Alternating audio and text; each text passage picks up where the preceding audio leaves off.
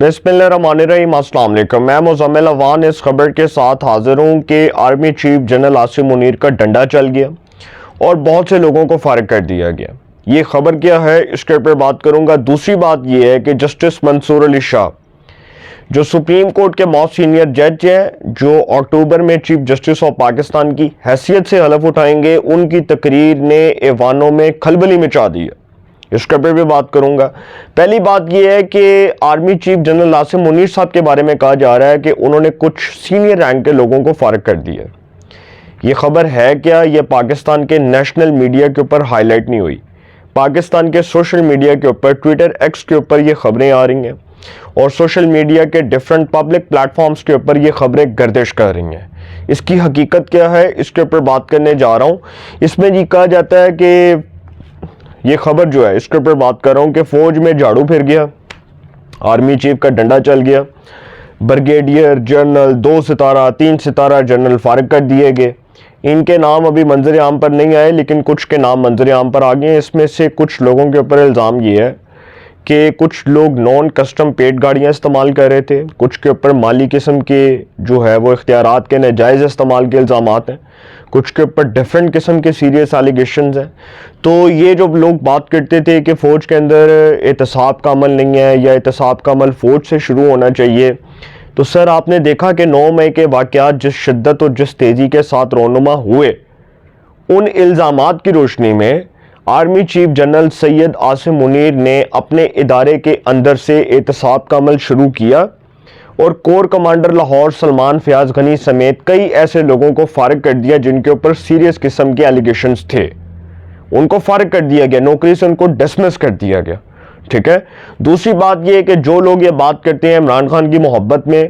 کہ جی آرمی کے اندر یہ جو سارا کچھ ہو رہا ہے یہ عمران خان کی محبت سے عوام کو کوئی نہیں روک سکتا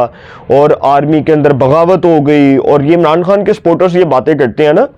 کہ آرمی کے اندر بغاوت ہو گئی اور لوگوں نے کہا کہ دیکھو یار عمران خان کے خلاف یہ سارا کچھ ہو رہا تھا اور لوگوں کو آرمی سے نفرت ہو گئی ہے، اور لوگوں کو پتہ ہے کہ جو آرمی کے اندر سے بیچارے لوگوں کو نکالا جا رہا ہے صرف اس لیے کہ وہ عمران خان کی محبت میں کھل کر بولنا چاہتے ہیں اور وہ چاہتے ہیں کہ پاکستان کے اندر اس قسم کے لیڈر کو دیوار سے نہ لگایا جائے جو بہت آنسٹ ہے اور بڑا ایماندار ہے۔ اب یہ اس قسم کی باتیں تحریک انصاف سوشل میڈیا کے اوپر کر رہی ہے،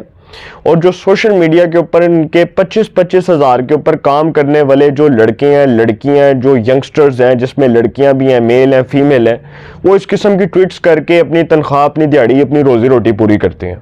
ان کی مجبوری ہے یار، وہ تو کریں گے، ظاہری بات ہے، انہوں نے تو تنخواہ پر کام کرنا ہے، لیکن جو ان سے یہ کام کروا رہے ہیں وہ ان کے مستقبل کے دشمن بنے ہوئے ہیں، وہ ان طلباء کے مستقبل کے دشمن ہیں اور وہ چاہتے ہیں کہ ان طلباء کو بھی اسی طرح پھنسایا جائے، اسی طرح اپنے شکنجے میں جکڑا جائے اور ان کے مستقبل کو تباہ و برباد کروا دیا جائے، اور وہ اس قسم کے ٹویٹس کروا رہے ہیں۔ اس کی حقیقت کیا ہے؟ یہ جو خبر ہے جس میں پتہ چلا کہ 21 اور 22 گریڈ کے 13 افسران کو فارغ کر دیا گیا، یہ 13 افسران جو فارغ ہوئے ہیں ان کو پول میں رپورٹ کرنے کا کہا گیا۔ یہ 21 اور 22 گریڈ کے افسران ہیں، ان کی خدمات پی آر ایڈمن پول کے سپورٹ کر دی گئیں، نوٹیفیکیشن جاری کر دیے گئے۔ ان میں پاکستان کسٹم سروس کے کسٹم لیگل اور اکاؤنٹنگ مکرم جان انصاری، گریڈ 21 کے ان لینڈ ریونیو کے ممبر آئی آر پالیسی میں Afaq Ahmed Qureshi, Pakistan customs service operations doctor Farid Iqbal Qureshi, inland revenue کی گریڈ 21 کی افسر D G I O C O Shah Bano Khan,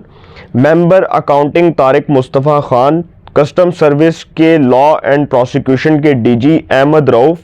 Haider Ali Dareja chief commissioner Karachi, Muhammad Azam D G internal audit, chief collector Karachi Muhammad Saleem, chief commissioner R T او اسلام آباد خورشید مروت، ان کی خدمات admin پول کے حوالے کر دی گئیں اور فوری طور پر ان کو چارج چھوڑنے کا کہہ دیا گیا۔ یہ تھی خبر کہ جن کے خلاف آلریڈی انکوائریز چل رہی ہیں، جو انکوائریز کو فیس کر رہے ہیں وہ انکوائریز کو فیس کریں گے، وہ احتساب کے عمل سے نہیں بچ سکتے۔ Army chief general Syed Asim Munir وہ اس بات کا عزم کر چکے ہیں، اس بات کا پختہ عزم اور ارادہ کر چکے ہیں کہ احتساب کا عمل ہمارے ادارے سے شروع ہوگا، اور یہ سر اسی دن ہو گیا تھا جس دن انہوں نے بطور آرمی چیف اپنے عہدے کا حلف اٹھایا تھا، اور جنرل باجوہ جس دن ان کا آخری دن تھا، جو ان کی رخصتی کا دن تھا، تو اسی دن chief of army staff general Syed Asim Munir نے عزم کر لیا تھا، اس بات کا اعادہ کر لیا تھا کہ وہ اپنے ادارے کو کرپشن سے پاک کریں گے، وہ اپنے ادارے کو سیاست سے پاک کریں گے، وہ کسی قسم کی پولیٹیکل انٹرفیرنس میں انوالو نہیں ہوں گے، ان کا ادارہ کسی قسم کے سیاسی معاملات میں انوالو نہیں ہوگا۔ اور پاکستان میں بہت انٹیگریٹی والے آرمی چیف آئے ہیں، جنرل سید عاصم منیر صاحب، جنہوں نے فوج کی عزت اور اس کے وقار کو بحال کیا، اس میں اضافہ کیا، اس کو عزت بخشی اور فوج کو ایک مضبوط ترین ادارہ بنایا۔ یہ تھی سر خبر کہ جو ہوا 13 افسران جن کی خدمات کو ایڈمن پول کے حوالے کر دیا گیا، ان کی جو خدمات ایڈمن پول کے سپرد کر دی گئی ہیں اور فوری طور پر ان کو چارج چھوڑنے کا کہہ دیا گیا۔ اٹ مینس کہ انکوائری تو چلنی ہے، انکوائری سے تو نہیں بچ سکتے۔ یہ تھی خبر جو میں نے آپ کے سامنے رکھی، اور مستقبل میں کیا ہوتا ہے اس حوالے سے آرمی چیف نے عزم کیا ہوا ہے، وہ سب چیزیں میں آپ کے سامنے رکھوں گا، ڈیٹیل کے ساتھ رکھوں گا۔ لیکن دوسری بات یہ ہے کہ جسٹس منصور علی شاہ جو مستقبل کے چیف جسٹس ہیں، سپریم کورٹ کے موسٹ سینئر جج ہیں، اور اس سال اکتوبر کے اندر وہ چیف جسٹس آف پاکستان کی حیثیت سے حلف اٹھائیں گے، جب جسٹس قاضی فائز عیسیٰ بطور چیف جسٹس اپنی ٹرم پوری کر لیں گے، اور اپنی ٹرم پوری کرنے کے بعد وہ ریٹائر ہو جائیں گے۔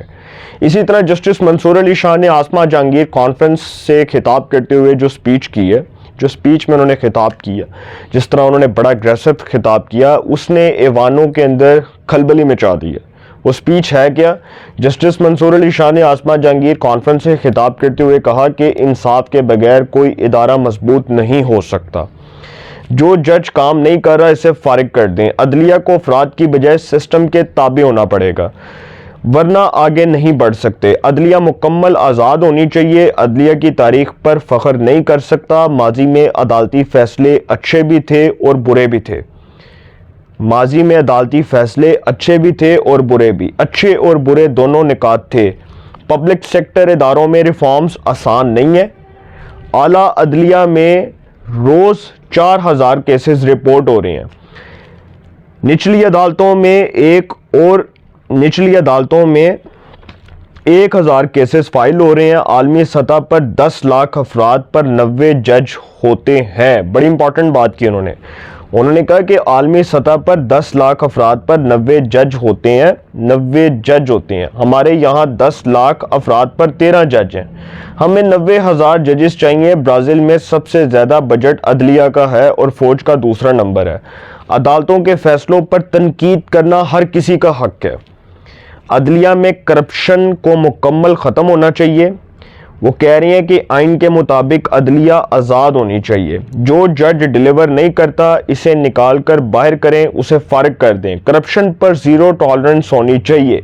کیس مینجمنٹ سسٹم بہت ضروری ہے، عدلیہ کی تاریخ سے زیادہ خوش نہیں ہوں، کالے دھبے موجود ہیں۔ مطلب ایک بڑی امپورٹنٹ سپیچ کی انہوں نے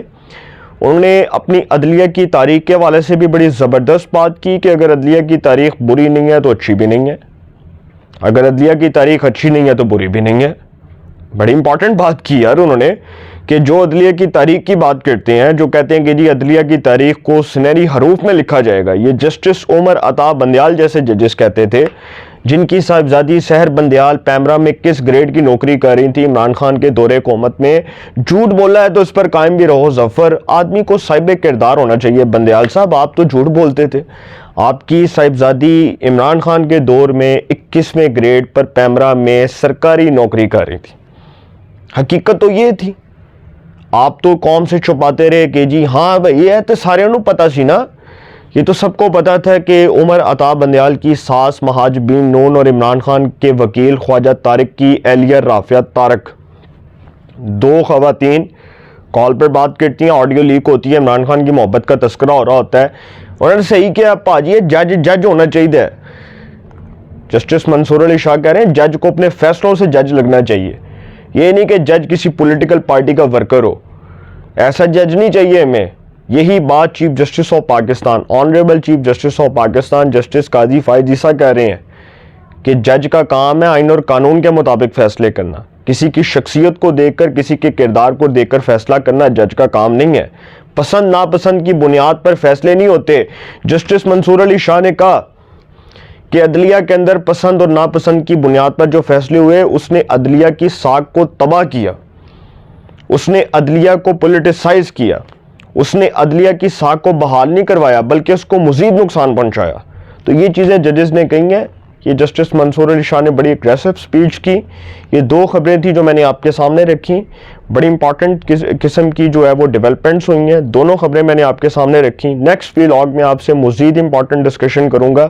اپنی رائے کا کومنٹس میں ضرور اظہار کیجئے گا. انشاءاللہ ایک نئے سیگمنٹ کے ساتھ پہ ملاقات ہوگی. اپنا بہت خیال رکھیے گا. اللہ نگہبان.